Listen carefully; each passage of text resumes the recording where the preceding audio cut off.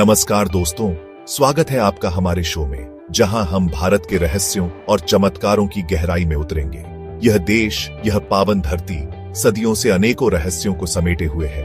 हम आपको हनुमान जी, अश्वत्थामा, बलि, व्यास, विभीषण, कृपाचार्य, भगवान परशुराम और ऋषि मार्कंडेय के बारे में नहीं बताने वाले हैं, क्योंकि उनकी कहानियां तो आप सभी ने सुनी ही होंगी। आज हम आपको मिलवाएंगे ऐसे रहस्यमयी व्यक्तित्वों से जिनके बारे में शायद ही आपने पहले सुना होगा।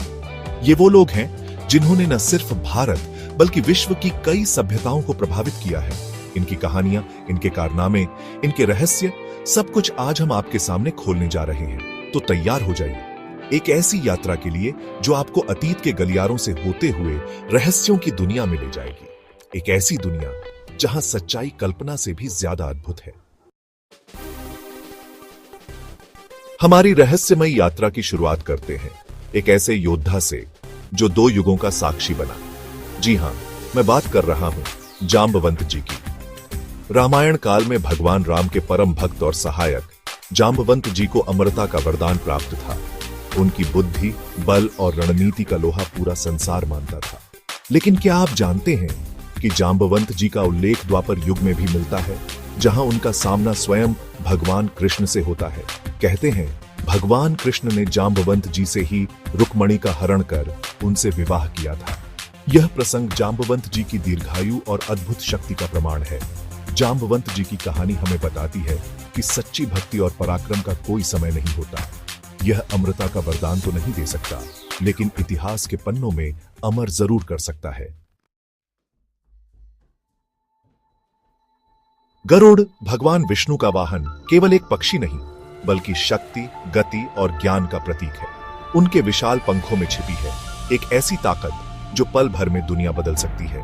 गरुड़ के जन्म और उनके कारनामों की कहानियां वीरता और त्याग का अद्भुत उदाहरण है। कहते हैं गरुड़ ने अपनी मां को कैद से मुक्त कराने के लिए देवताओं से भी युद्ध किया था। उनकी तेज गति और तीक्ष्ण दृष्टि का कोई सानी नहीं था। गरुड़ ने अमृत के लिए राक्षसों से भी लोहा लिया और अपनी वीरता का परिचय दिया। गरुड़ की कहानी हमें सिखाती है कि सच्ची शक्ति दया और न्याय के लिए प्रयोग होनी चाहिए। यह हमें अपने प्रियजनों के लिए बलिदान देने और अन्याय के खिलाफ आवाज उठाने की प्रेरणा देती है। अब हम बात करेंगे एक ऐसे प्रतिभाशाली वास्तुविद और ज्योतिषी की जिनके कार्यों ने इतिहास पर अपनी अमिट छाप छोड़ी। मयासुर, रावण के ससुर, केवल एक शक्तिशाली राजा ही नहीं बल्कि एक महान विद्वान भी थे। उनका ज्ञान वास्तुकला, शिल्पकला और ज्योतिष में अद्वितीय था। कहते हैं कि मयासुर ने ही लंका नगरी का निर्माण किया था, जो अपने समय का एक अद्भुत नगर था। इसके अलावा उन्होंने कई मंदिरों, महलों और यहां तक कि इंद्रप्रस्थ नगरी का भी निर्माण किया था। मयासुर ज्योतिष विद्या में भी निपुण थे और उन्होंने कई ग्रंथों की रचना की थी। मयासुर की कहानी हमें बताती है कि ज्ञान और कला में असीम शक्ति होती है। यह हमें अपनी प्रतिभा को निरंतर निहारने और उसे मानवता के कल्याण के लिए प्रयोग करने की प्रेरणा देती है। चैप्टर 4। हमारी यात्रा अब हमें ले जाती है दक्षिण भारत की ओर, जहां हम मिलेंगे शिवपुत्र कार्तिकेय से।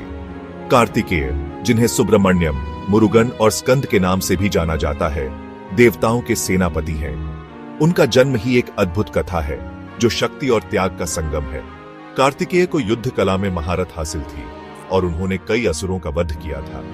दक्षिण भारत में उनकी पूजा बहुत ही श्रद्धा से की जाती है और उन्हें विशेष रूप से तमिलनाडु का इष्ट देव माना जाता है। कार्तिकेय की सवारी मयूर है, जो उनकी सुंदरता और तेजस्विता का प्रतीक है। कार्तिकेय की कहानी हमें सिखाती है कि साहस और वीरता के साथ साथ नम्रता और ज्ञान का भी होना बहुत जरूरी है। यह हमें अन्याय के खिलाफ लड़ने और सत्य के लिए खड़े रहने की प्रेरणा देती है। भगवान शिव के प्रिय वाहन नंदी केवल एक बैल नहीं बल्कि भक्ति और सेवा के भाव का प्रतीक है। नंदी हमेशा शिव की सेवा में तत्पर रहते हैं और उनके प्रति अटूट श्रद्धा रखते हैं। नंदी को शिव का द्वारपाल माना जाता है और कहते हैं कि शिव के दर्शन के बिना कोई भी उनके निकट नहीं पहुंच सकता। नंदी को ज्ञान और बुद्धि का भी प्रतीक माना जाता है। कहते हैं कि नंदी ने ही शिव से ज्ञान प्राप्त किया था और उसे संसार में प्रसारित किया था। नंदी की मूर्तियां प्रायः मंदिरों के प्रवेश द्वार पर स्थापित की जाती है। जो यह दर्शाता है कि भक्ति और समर्पण के बिना ईश्वर की प्राप्ति संभव नहीं है। नंदी की कहानी हमें सिखाती है कि सच्ची भक्ति वही है जिसमें अहंकार का कोई स्थान न हो। यह हमें निरंतर ईश्वर की सेवा में तत्पर रहने और अपने कर्तव्यों का पालन निष्ठा से करने की प्रेरणा देती है। हमारी यात्रा अब हमें ले जाती है हिमालय की गोद में बसे स्वर्ग समान कश्मीर की ओर।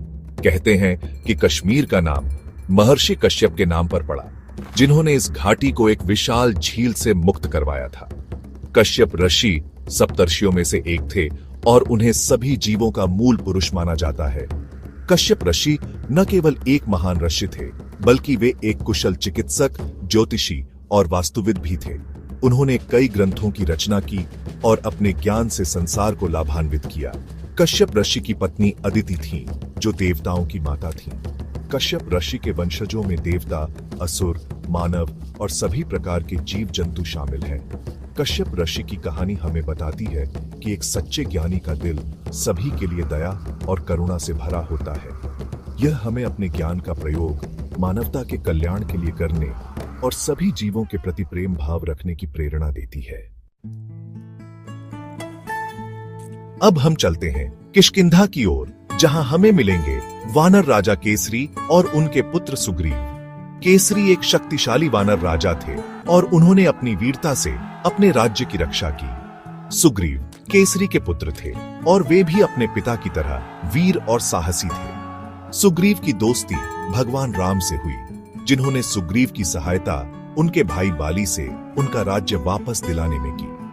सुग्रीव ने भी राम की सेवा में अपनी सेना सहित भाग लिया और रावण से युद्ध में उनकी मदद की। सुग्रीव और राम की मित्रता एक आदर्श मित्रता का उदाहरण है, जो हमें सिखाती है कि एक सच्चा मित्र हमेशा अपने मित्र के सुख दुख में साथ देता है। केसरी और सुग्रीव की कहानी हमें बताती है कि सच्ची मित्रता और परिवार का महत्व क्या होता है। यह हमें अपने प्रियजनों के लिए समर्पित रहने और जरूरत पड़ने पर उनकी मदद करने की प्रेरणा देती है। तो दोस्तों, ये थे भारत के कुछ रहस्यमयी व्यक्तित्व, जिनकी कहानियां हमें अतीत की एक झलक दिखाती हैं।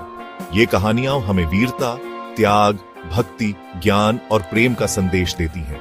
मुझे उम्मीद है कि आपको ये यात्रा पसंद आई होगी और आप इन कहानियों से कुछ न कुछ जरूर सीखेंगे, क्योंकि जीवन में सफलता पाने के लिए हमें इन महान व्यक्तित्वों से प्रेरणा लेनी चाहिए। अब आपकी बारी है हमें बताने की कि आपको कौन सा व्यक्तित्व सबसे ज्यादा पसंद आया और क्यों। हमें कमेंट सेक्शन में जरूर बताएं। नमस्कार।